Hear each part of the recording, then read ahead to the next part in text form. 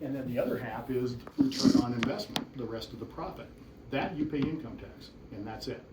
That's where the savings on an S-corp comes from, is allowing us to carve that. And the bigger the slice that's not payroll, the more the benefit is for the S-corp. But, and you'll have a lot of people, and I see them a lot, unfortunately. I don't allow it. I can't sign a return knowing that I'm nowhere close to reasonable cost. Oh, yeah. And the only time I've ever lost this with the IRS has been when I couldn't defend it. I couldn't defend it. Yeah. And every year in the file, there was a letter from me to them, your wages are way low. You've got to look at doing this. This would not hold up in a reasonable comp review. But it's not the IRS that I worry about. In 40 plus years of doing this, I've had 2 audits with the IRS on S-corp wages. Okay. It's state unemployment. Because even on small corporations like this, they will come take a look from time to time, even if you're the only employee, to try and figure out what your reasonable comp should be. It's the dumbest thing in the world, because you only pay state unemployment up to a certain wage level, and you're going to be double that. Yeah. So even if they come in and think you're not taking enough, what's the adjustment that unemployment's going to make? 0. You know, he's taking 90, and you're thinking he should be 110. Okay. How much money does UI make on that? The unemployment insurance division. How much extra tax are you going to collect if you make this adjustment? Yeah. But it's 0. Do they still have negative consequences for us? Potentially, because if it's too large and they are really set on that, they have to notify the IRS that they've made this adjustment. And then here comes the ripple effect. Okay. Well, Has that ever happened? No, because I've always been able to talk the auditors out of it. Okay, well, I disagree, but if you think it needs to be higher, I'll talk to the client and we'll try and raise it. And sure enough, they come back 2 years later. I didn't tell them how much we were going to raise it. I just told them we were going to raise it. And so we raised it up a little bit. Tom, that's better, but it's still not good enough. I go, and then you use their own medicine against them. That was the fun part when I started using this. Now there's another company out there where you can actually hire them to do this calculation. I've done it once, and they're using national information, so and they don't reflect, you know, what Montana's a different animal. You know, the wages here are lower, whether we like it or not. They are. Yeah, and so it's Interesting. sorry. Yeah, no problem. We went to a different phone system, so every room actually is a different phone number. Oh. But these have been phone numbers for somebody else in the past. So we get these crank junk mail calls all the time. That's really annoying. Yeah. So Okay. so anyway, that's kind of what I did, and I'm going to walk you through, you know, what it looks Do like. you mind if I record this? Because Go ahead. so much of this is going to go boom, and I'm going to listen to it later. I'm actually going to give you a copy of this so that you can look at it. When you said the pizza gets cut into 2 pieces, You're going to see it right now. Okay. Okay. So this is last year's return as filed. Yeah. Okay. Everything's self-employment. Okay. If you go to an S-corp, I used the same information for your business, which was basically, you know, your example was using $24,000 in expenses for the business. His business doesn't have $24,000 in expenses. No, it was like 1,000. Yeah. And so I just used, you know, there was your total income last year was about 205, and your expenses were about 850. So that was your taxable income. Okay. And so what I did to come up with what would this look like as an S-corp, there's your 90,000 in wages. Health insurance, self-employed health insurance, we can run that through the business and take the same deduction that you normally would take otherwise. But on S-corps, it's a little bit quirky. Only the government can come up with this. We have to add it to your W-2. So you're not at 90,000 on your W-2, you're 108. Okay. The corporate then gets to deduct 108 of compensation, and then we add back the self-employed health insurance deduction on your personal return. So it's 2 deducts and 1 add. And if we don't put it on the W-2, technically it doesn't count. Okay. So, but that actually looks better because now your wages on the tax return don't show 90,000; they show 108. Okay. It actually looks better. Yeah. So that's where. So we got 18,000 of self-employed health insurance, and I'd use last year's number. I know you changed; you're not doing it through Silvertip's plan anymore, but pretty hard to get much lower than that. Our one for this next year will be like 1,400 premium, That's about, which is very similar. yeah, okay. And then I just took off payroll taxes, which are gonna be roughly 10% of the 90. I came up with that. Social Security 6.2%, Medicare is 1.45%. That the employer has to match, and then you have state unemployment, which is about 2.5–3% of the first 45,000 in wages, and then federal unemployment is $42. It's 0.8% of the first 7 in wages. That's it. Okay, and so I just use 10%. We're usually in the ballpark doing that. So what I did is I basically took this and broke it into different pieces, and so you can see it on here. Here's your wages, including the self-employed health insurance. Here's the business net, that would be S-corp. Here's your business is what it showed last year. So there's your total income. It looks like it's less, but we don't get to deduct half of your self-employment tax anymore because we're already deducting half of it in the corp, and you still get the self-employed health insurance. And so when all is said and done, we get down to adjusted gross, it's actually slightly higher. Okay. Okay. Then we go, you are able to Mm-hmm. itemize, and so paying your state taxes on your own, and that's a sidebar we'll go into later. There's another quirky thing that we can do here, but in your case, it actually doesn't make sense to do it. Okay. See, there's your itemized deductions. The other thing that this comes in and kind of haunts a little bit is when you're self-employed, you qualify for what's called the qualified business income deduction, where approximately 20% of your net business income, you don't pay federal taxes on it. Well, when you go to an S-corp, your income that qualifies for this is not the 204. Your wages don't count. So now we're down to only like 80 something. And so the 20% that comes off decreases. Oh, okay. Okay.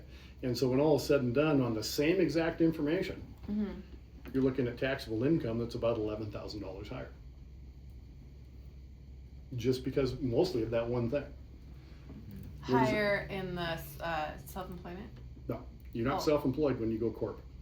Oh, I'm sorry. I thought you were Yeah. doing the comparison. Yeah, just the taxable income ends up being higher mostly because you've lost a whole bunch of this deduction by going to an S-corp. Oh, I see. Okay. So then you take a look, does income tax go up? Yeah. Does it go up very much? No. That's not much of an increase. And we get down here to your net tax liability, somewhat similar between the 2 years, right here. Look what's gone though. Self-employment tax, when you're self-employed, there isn't any on here. It's gone.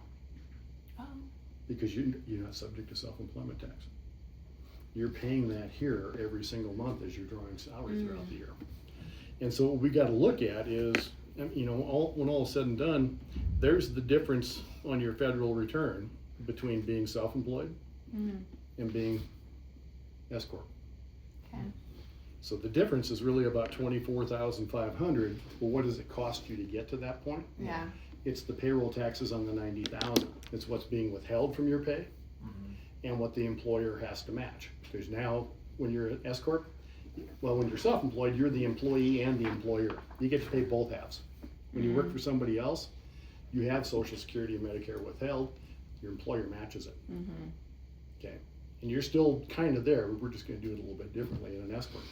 So the total cost of that on $90,000 is about $15,300 throughout the whole year, compared to, that's what the tax difference is when we're looking at a return. So the spread is really what your savings are.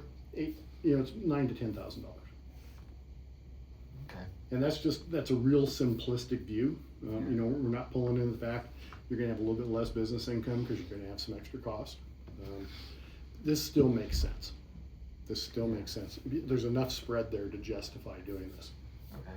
So you're saying, if I'm understanding you right, the difference is this $24,000 in the self-employment tax. Yeah, this is everything. This is the little bit of a change in your income tax plus the elimination of the self-employment tax. And you estimate that all said and done, switching to S-corp would potentially save us the $9,000 to $10,000 in Based on these tax numbers. savings. And we haven't even gone into the other things potentially that we can do. Yeah. Okay. Okay. So, I mean, I knew a year ago that this made sense, but we had one really big but. We had presidential election that just got over. We had no idea what Congress was gonna do. Wow. Because one of the things that they were talking about doing with S-corps, and that's why I really held off on everybody, is you don't pay self-employment tax, and when you have an S-corp right now, you pay, your payroll taxes on your wages, and whatever is left over, you pay income tax, but no self-employment. The Democrats wanted to take that Oh, and make it subject to self-employment tax. Uh-huh. interesting. So Oh, wow. now what ends up happening is you've got a corp, you're paying me to do extra work, and your tax situation didn't change one iota. Whoa. So why would you even do it? Yeah. And that's why I held off. Well, That's so you have all sorts of people just dissolving their LLCs. probably, we would look at unwinding the corp, which has, in some cases, has some real negative tax consequences. In Oh, your case, man. no, because we don't have, you're not a business that has a lot of equipment. Yeah. If you have a lot of equipment that you've taken depreciation on and things like that, it gets a little bit gummy, Yeah. but you So don't in have that. 3 years, if a Democrat gets elected, then we might be. Potentially. I don't think so, because S-corp is the most popular entity choice for tax purposes in small business. And there's a reason for it. You just saw it. Okay, and it's, as your business continues to grow, to have to pay self-employment taxes on a number that's way higher than what you would get paid as a wage by somebody who owns a business. Yeah. That's why it makes sense. It allows you to take that income and break it into the two pieces that it really is.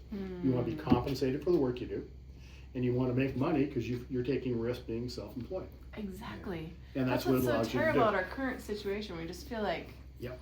we're being penalized like left and right Yeah, for you are. yeah. And I actually have, between now and the end of the year, counting you, I've got 5 that Okay. we're actually looking at doing this now. Okay. Okay. So Sarah, or is there more you want to point out to us before I start? The other things to talk about, I mean, there's some quirky things that the law brought in. When you're self-employed, you don't have this option, but when you've got an S corporation, you can elect to have the corp pay the Montana tax directly. Now, a lot of people go, well, why would you do that? Well, because you get to deduct it here, and it reduces your overall income. And then you get a credit on your Montana return for whatever the business pays. So you're not penalized. But you itemize. Okay? And so since you itemize, I wouldn't want to pay it and reduce this, because if I reduce this, I also reduce this. So paying it through the business is actually more expensive. Okay? So that's one thing you can do. The other thing that we can do a little bit different, home office in an S-corp is really restrictive. You actually can't do the same calculation that you were doing when you were self-employed. We just took a certain amount of square footage and did the safe harbor calculation, and that's it. Yeah. S-corp, you can't do that. The S-corp, you got 2 options, and one's relatively new. We're actually converting people to it now. One is we would look how many square feet in the house, how many is your office, and we would come up with a fair market value and have your corp pay you rent every month, just as if though you were using an office that I owned. And the only thing we can use to offset that is mortgage interest and property taxes. Okay. None of the other expenses are allowed in an S-corp. They are if you're self-employed, but they're Yeah. not when you're an S-corp. Okay. But what they're now allowing us to do is we can, as long as your corporation adopts what's called an accountable plan, an accountable expense reimbursement plan, which I have a copy. It's 1 page. It basically just says the company's going to reimburse you as an employee for business expenses that you personally incur. You can have the corp reimburse you for the home office. And reimbursements to you as an employee are not taxable, but they're Okay. deductible by the company. Okay. The only quirky part is it's something you have to do, the law says you have to do it on a contemporaneous basis, which means every month. Oh. Well, he doesn't do anything from home. Yeah, I haven't been taking any home office deductions. You really, and it's hard for you to do that because home office deductions are only allowed in a couple of different ways. It has to be the primary place where you conduct your business, meet with your patients or clients. That doesn't work. Yeah. Number 2, it's essential to the administrative function of your business. Okay, you don't have patient records there, you don't have anything there, and you don't have that much in the way of expenses. And so it's something, if it gets to a point where we can do that, that's the direction we would go. Yeah. Rather I mean, than, rarely I'll pull up the chart at home and call somebody and prescribe something, but. yeah. Or, you know, you might do a little bit of research and review on your computer at home, but does it go to that point where it's essential to the administrative function of the business? No, not really. Probably not. Yeah. So But Sarah's is. yeah, absolutely.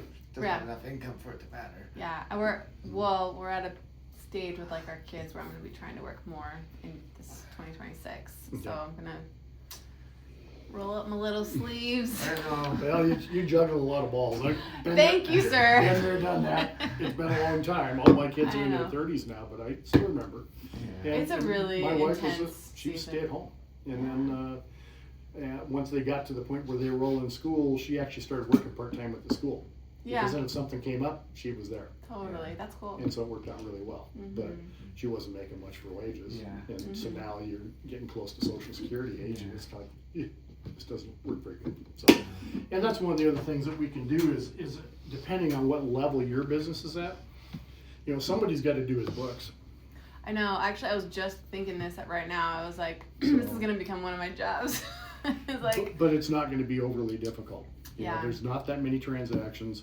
You know, if you go to Gusto or somebody like that to do payroll, you can do that. That's not a problem. We do it. It runs about $1,100 a year, but we handle everything. We do the quarterlies, we do the calculations, we make the tax deposits. Yeah. And we just tell you in advance, here's what's coming out of your account and when it's coming out, and you just got to keep track of it in your check register. And other than that, we handle everything. and you're saying that's something that potentially I could handle the books, or you're saying you would just That's just the payroll side. the payroll side? Mhm. All right. Yeah. But which part were you indicating that that could be that there was a role I could play in that, or no? Well, I got a lot of people in the medical profession. What they'll do is there's the stay-at-home mom. We're putting them on payroll for a couple of different Oh. reasons. One, so that you're still paying into Social Security, because while it may not make a big difference way out here at retirement time, there's a thing called Social Security disability. And if you're not earning enough credits for 5 straight years, you don't qualify. Like if you get disabled, you don't qualify. Yeah, Okay. if you got 5 years where you're deemed to not have worked enough to qualify, you lose the ability to get Social Security disability. And it's not that much, it's only like $5,000 or $6,000 a year. Yeah, we're probably already there. Mhm. So, you know, that's one reason I do it. The other reason, a lot of times with an S-corp, you know, we haven't even talked about the other stuff that you can kind of do here a little bit differently. You can set up a retirement plan, which you can do as a self-employed individual, and you can pay her as a self-employed individual. It's just a real pain in the butt to do all that stuff. When you already got to set up payroll for you, it's really easy just to add her because it doesn't cost you anything more. Yeah. From a compliance standpoint, it's just a little bit more going into Social Security and Medicare and stuff like that, but it allows you to do some things, pension plan wise, you know, now all underneath one umbrella. And there's a variety of different pension plans. It just depends on, you know, where does it fit for you folks financially? Yeah. You know, is this something that makes some sense? So, you know, we can approach that later. To me, it's let's get you comfortable doing the conversion first, because it's going to be a little bit different, not hugely different, but a little bit. And once you get to that comfort level, then we can talk about, okay, is this maybe the time? Because at a fallback position, you can still just do traditional IRAs if you need the deductions, and each one of you can do about $7,500. So there's a way to put a pretty good chunk of money away for retirement if need be, without having to set up any kind of a pension plan through the business. But there will be a point somewhere down the road where something like that makes more sense. Okay. Now we've got a financial advisor who helped us get set up with a 401k. We're hoping to start paying into soon. You've got a 401k plan? We had one through a prior employer, That's not your plan. You were just a participant in that plan. and we just we converted it to, because it was still under their name, so we just switched it into An IRA. Typically, when Yes, you leave a IRA. 401k plan, you put it into your own individual IRA. Okay. And that's what you've got right now. Yeah. Now, you've got some choices. 401ks are a little bit different, Bearcat. Okay. If you leave that account alone and don't add anything to it, you move the money out of 401k, you put it in here, you don't add anything to it. You don't make contributions and increase that. That's kind of a standalone 401k IRA is what it is. Somewhere down the road, if you decide to do a 401k plan in your corp or your business, you'll be able to roll that money into that 401k plan if you choose to. Oh, okay. If you take this IRA you just established and add $1 to it, for an additional contribution, you cannot roll this money into your 401k. It has to stay out on its own. Oh, okay. Oh, interesting. And that happens a lot. People will roll it out of a 401k. And then they'll think, okay, I got a traditional IRA now, I can start adding to it. And the minute you add to it, you lose the ability to do that, to do the rollover. Now, is it a big deal? Sometimes yes, sometimes no. And the reason the answer is yes, you can't take money out of a retirement plan generally until you're 59 and a half without incurring some kind of penalty. But 401k plan, if say you get to 53 or 55 and you decide you're going to retire, you're done. You can start drawing out of a 401k account without penalty at 55 if you separate from service. So that 5 years can make a big difference, as far as 59 and a half compared to 55. Yeah. So I try and always tell people, keep this off on the side. If you ever go this route, we can roll that back in, and now it's available to be distributed at 55 if need be. So it's just nice to keep that tucked away just in case. Although I'm seeing fewer and fewer people retiring at 55 anymore. Yeah. Yeah, It's no getting hard. kidding. We're kind of on track for 65. Yeah. But so this is all talking about Ben's business, and assuming I am able to increase my income and get my business momentum going again this next year, at what point what do you think about my business? Should we just Keep it as self-employment? put us both under the same business as employees? I don't see how we could combine it. You actually can. Oh. You can run multiple businesses underneath one LLC if you want to. I mean, it's like Every attorney under the sun will tell you no. Because now the liability of your business can impact her business, the liability of her business can impact yours. But what's the value in both of your businesses? It's this. Yeah. It's what you've created up here. You don't have assets, you don't have client, you don't have these things that have tremendous value. It's your knowledge that creates the value. Mm-hmm. So it's probably not a big deal. I'm just telling you, if you went and talked to an attorney, no, you want to keep them separate. Yeah. So that if I get sued for $1 billion that the can takes there is. Yeah, but what's there to take in her business? Yeah. In terms of Access. assets, nothing. My Nothing. computer. Yeah, that's it, and they wouldn't want it. Yeah. The minute you pull them out of a box, they're worth zero. Yeah. So, I don't think the liability issue's there, but I would say that there may be a point somewhere down the road that it makes some sense. To bring that in, but not now. But it's gotta be when this bottom number on your business at least gets up to about what your wages should be. Which is what? Because actually was another question for you. Is this next year I was totally stay-at-home mom mode, and I'm probably making between $600 and $700 a month. There's some really minimal clients on the side. Mm-hmm. So you'd probably fit into the dietitian nutritionist category. Yes. Okay. In the United States, the average wage for that is about $63,000 in the United States. It's not that in Montana, but so we've got a ways to go to where as this goes up, it's going to be we may want to consider doing that now. Where you stop being self-employed, we roll it into the other, so that all the business income goes through one corp, and then put you on the payroll and go that way. Until I see that, I won't recommend it. So until I'm at the average. Not more even or the less. average. I just think this has got to be a little bit more robust. Yeah. As you're picking up, it's going to take a while. Even at the numbers you're talking about now, $600-700 a month, there's still not enough here to justify rolling it all together.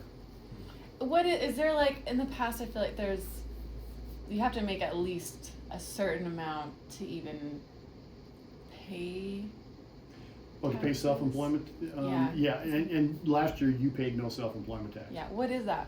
It's, it's only about $400. Once this number here goes above 4, then you've gotta pay some self-employment tax. Because I mean, I'm not paying like, I don't Do you- quarterly taxes or anything, No. and I'm barely You working really. Yeah, you paid 0 last year as far as self-employment, so.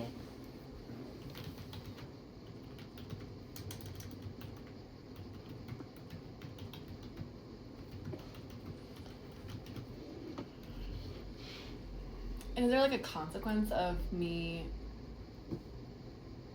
not having made much money on my business? Like, does that? This you know is what I where the mean? consequence is. It's right here. To get credits for the work that you do during the year. For every $1,810 that you earn, you get 1 credit. The maximum you can get in a year is 4 credits. So you need that much to give you, 4 credits. For you to qualify for Social Security, you have to have 40 credits, or basically 10 full years. Now you've got some already, but you're probably nowhere close to 40 credits.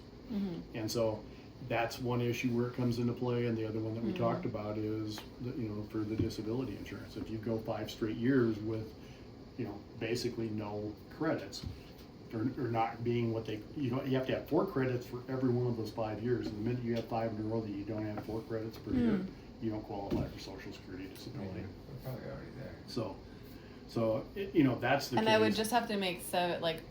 above this, Mhm. essentially, which I did with the hospital. I mean, that's after expenses. But that So, was, That was 4 years ago.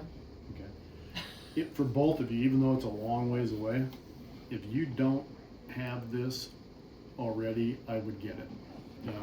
This is Social Security's website. It's actually the best government website there is.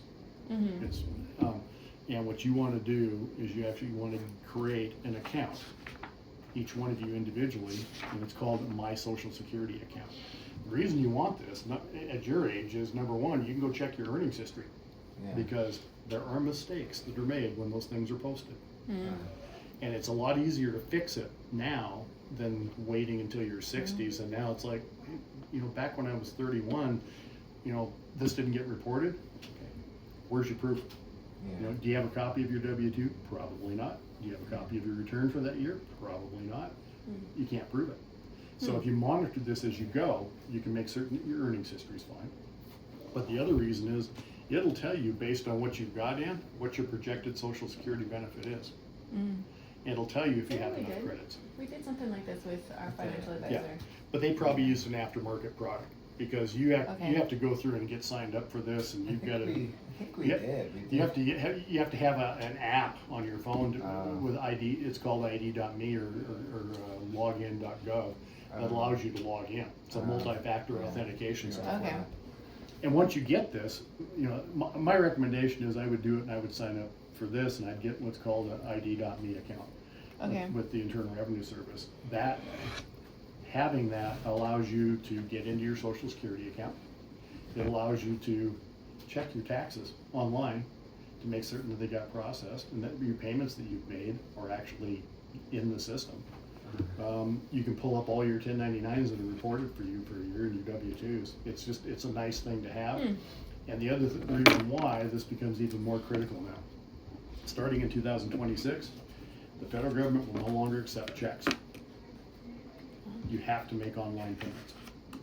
And so you either have to do it through your IRS account, or there's a spot on their website where you can go to pay. But that's where it's heading. And so I know we've got a whole lot of our clients in their 80s and 90s that will be doing their payments here online for them, because they just can't do it. They did this too early. They got to wait for some aging out.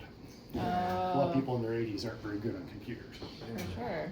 But that said, there's people in their 30s that aren't very good either. So. Okay.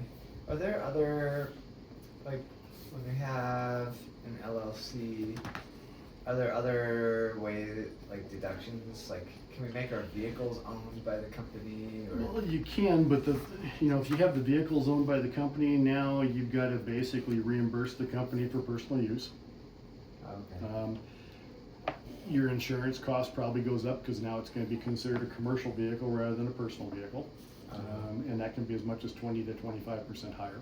Okay. There are times where it makes sense, and for you, probably not near as much, Sarah, but for you, if you had a home office, then having a vehicle that would be run through the business, or even if you owned it individually, might make some sense, and here's why. As an employee, you don't get to deduct commuting cost. So when you hop in your car right now and you drive up. Which is so annoying. It's a Yeah, huge, it's a because- huge commute. Mhm. I'm always mad Well, about that. as a contractor, I couldn't do it either. Pardon? I couldn't do it. That's what he's saying, as Yeah, a yeah. self-employed independent Okay. contractor. But if you have a home office, what's your commute every day? Down the hall and to the left. Oh. You go in, you look at your computers, that's the commute. That's the first stop. The second stop is you go out and get in your car and drive to Kalispell, which now is not commuting, you're working. Because you went from one work location to a second one. That's why home office is so important. It's not the benefit of the home office Oh, deduction. interesting. It's allowing you to take vehicle expenses. And what I would do is I'd probably do that. I'd still consider that if we can find a way to qualify a home office.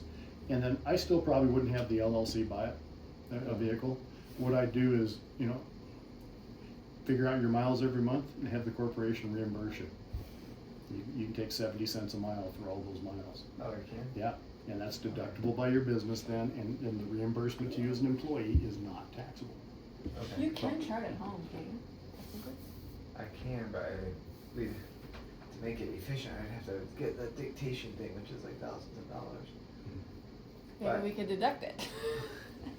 There's no such thing as 100% deduction. Yeah. Yeah. You don't save 100%. But wouldn't yeah. that be nice if you could chart at home? Because you're always like, gotta go in early, so I gotta chart. Well, I did that in California, and it was like I get distracted so much easier at home because I'm just like, oh, I'll go make some. But if we hot could chocolate. justify the. I know exactly what But you're if we could justify the home office because you're charting at home.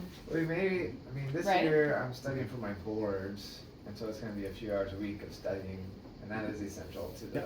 So I think it's something we could definitely do. Yeah. Okay. But doing it that way keeps it simple. So if we have a home office, we can have the S-corp basically reimburse you for the use of the home office. And there's basically, so you're gonna have to do an invoice from yourself to your corp every month, and you literally need to do this. Okay. And it's, okay, so the reimbursement for the home office is gonna be, the mortgage interest was this, the property taxes are approximately this, the insurance is this, the utilities are this, and here's the percentage of that I get out of all these, here's the total, the company reimburses you for that. Okay, second thing is, here's my vehicle miles, and the company reimburses you for that. So you could just have one thing on Excel that would be easy enough, all you'd have to do is track the mortgage interest. Okay. Property taxes are just gonna be the same every month, it'll adjust once or twice a year. Is that something that, like, if we hired you guys to do our books, that you guys would do that, or we would? You don't need to have us do your books. Just, the key here, you wanna have everything in one checking account for the LLC. Mm. And if you run everything through that account, there's not that many transactions. You're gonna have a deposit once a month from Silvertip, and you're gonna have, 3 to 5 payouts per month, if that. So there's not gonna be a lot there. You can still kinda do it the same way. I've got some different things I gotta do from an income tax prep standpoint, but there's no reason for you to go get some big, huge, software to do your books. It's not gonna be overly hard. If you wanna do a set of books, QuickBooks Online is available. It's not super cheap, and if you wanna get it, you gotta get it through me, because I can give you 30% off forever. They bill Okay. me, I bill you. But they have one that's even better. It's actually called QuickBooks Online Ledger. You don't get to do accounts receivable, you don't get to do accounts payable. It's basically an electronic check register. And it's $10 a month. That's it. And at the end of the year, I go in there, I got everything I need to do do your tax return, and Okay. you have a set of books. So, Okay, So that would be sufficient. I haven't really been deducting my mileage. That only works if I've got the home office correct. Okay. and like I say, it's gotta meet one of those two criteria, but if you're gonna be doing more and more, you can't study, up at Silvertip, Right. in the hospital. Yeah. So If that justifies the home office, That- because he has a lot coming up. that and, if you get to a point where you can start charting, or if you start doing some of your CE and stuff like that, that's all happening at home. You need the office for administrative function. And so now all of a sudden, yeah, we can do that. Okay. Cool. And I should also be able. I mean, I use my phone. My phone is really essential at work for. Yeah, just have the company pay for the phone. And once again, is if you have an account for you, the two of you personally, just have your corporation reimburse you for your phone. Okay. For the entire phone. I mean, it's Yeah, I take all of it. okay. Do you have a business phone number anywhere else? No. IRS was really snarky about this for a long time. I mean, they wanted us to prorate them, because not every call out, they want you, okay, Oh where's my your log? gosh. And show us what your business use percentage was and everything else. And we just, I had an agent right out of school, and he had the audit guy. Oh my By God, I goodness. don't have a brain, I just have to follow these Yes. steps. And we get to this, and he goes, I need to see the cell phone logs. And I go, you can deny the deduction if you choose to. He goes, what? And I said, we're not gonna provide them. Yeah. I said, it's used for business, and I said, we're not going through this crap. And he just looked at me, he says, you have to provide me with documentation. I said, I'm telling you, we don't have documentation, eliminate the deduction, move on. It was a $300 deduction on Yeah. the tax return. Why are you worried about this? Mm. And after 10 years, the IRS finally said, they came to the conclusion that it's what they call a de minimis expense. It is so minor in the scope of the entire business Totally. that why are we looking at this? It just doesn't matter. Yeah. Because we realize there's some business use. Is it 50%? Is it 60%? Who knows? Now we just take it. Wow, interesting. Yeah. Cool. But see, like say as an employee, those are things that you have individually, because once again, it's cheaper to have that as an individual account than it is to have it as a corporate account. They charge more for business accounts. So you just have an account that has both of your phones on and everything else, and when you do that monthly report, here's my phone, here's my miles, here's the home office, one check, you're done. Oh. And you don't even have to do a check, you can just do an account transfer between the corporate account, your personal account, that's how you pay yourself. Is this something you're gonna walk us through and help us know more in the future? What to do? Okay. Yeah, it's a process. Yeah. And I got other people in here that can help. Okay. Especially if you're gonna do something like with QuickBooks and stuff, so. Okay. When we first came in, you said this might be a good option, but it sounds like you're saying this looks good. I wanted to go through the whole thing with you. Yeah. And just say, and make certain that you understood, the general concept. Yeah. That there is potentially an issue with reasonable comp, but I don't think, I'm not worried about it, but I have to tell you that it's there. What if we made the reasonable or made my salary higher? Does that?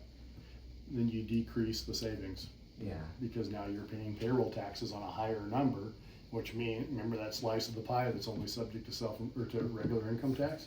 You're shrinking it by raising your wages. Okay.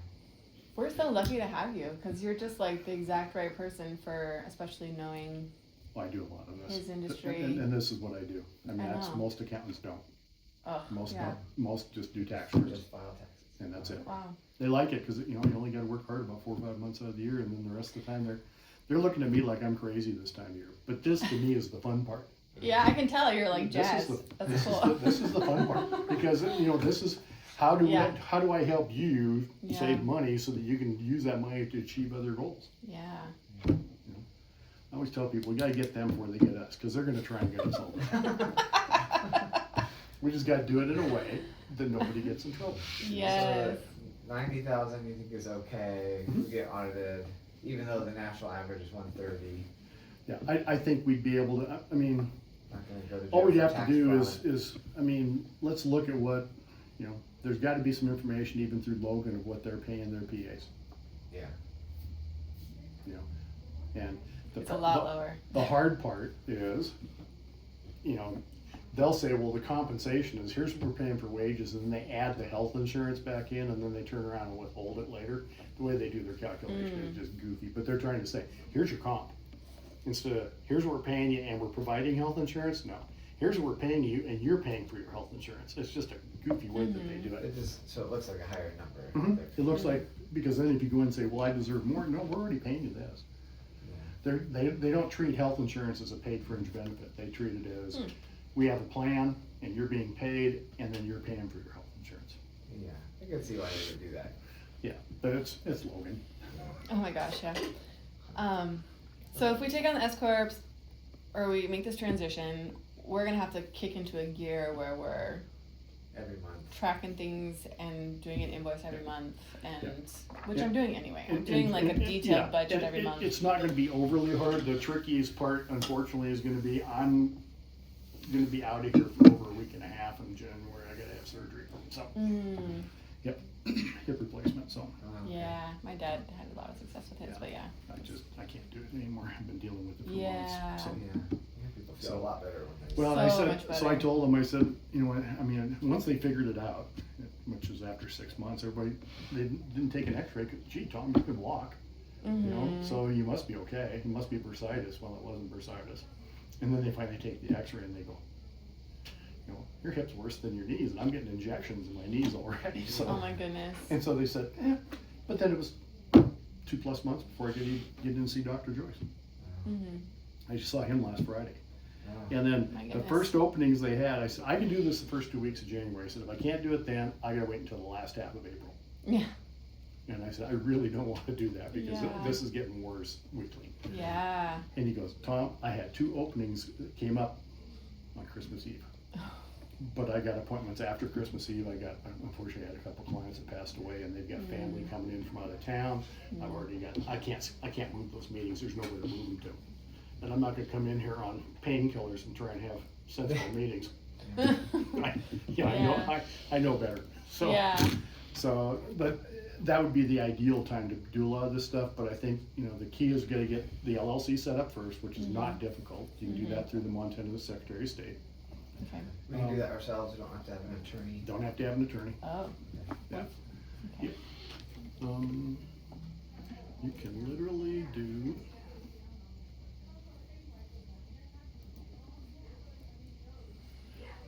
Go to here. And the business filing portal, you'll have to set up an account with them to be able to do it.